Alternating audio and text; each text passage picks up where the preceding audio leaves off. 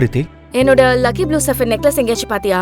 எங்க தேடியும் காணும் என்று பிரீத்தி சொன்ன அடுத்த நொடி மனம் தளர்ந்து போனான் சூர்யா.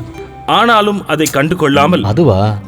அது இந்த லாக்கர்ல தான் இருக்கு என்று சொல்லி சூர்யா ஜுவல்லரி பாக்ஸை எடுத்து கொடுக்க பிரீத்தி அதனை அவளது பேக்கில் வைத்துவிட்டு கிளம்பினாள். சூர்யா ஏமாற்றத்துடன் பிரீத்தி செல்வதை பார்த்து கொண்டே இருந்தான். பிரீத்தி கிளம்பிய சில நொடிகளிலேயே சூர்யாவின் மாமனார் ரவிக்குமார் உற்சாகமாக வீட்டின் உள்ளே வர, இந்த குடும்பத்தில் மாப்பிள்ளை என்று தன்னை மரியாதையாக கூப்பிடும் ஒரே ஆள் தனது மாமனார் தான் என்பதால் உற்சாகத்தோடு வந்து நின்றான் சூர்யா. இவராவது வாழ்த்துகிறாரே என்று மகிழ்ச்சி அடைந்தான். தேங்க்யூ மாமா. மாப்பிள்ளை கேக் வாங்கி ஃப்ரிட்ஜில் வச்சிருக்கேன், எடுத்துட்டு வாங்க. சரிங்க ஐயா. பிரீத்தி விஷ் பண்ணாளா? விஷ் பண்ண மாமா. ஆனால் இந்த மகிழ்ச்சி சில நொடிகள் கூட நீடிக்கவில்லை.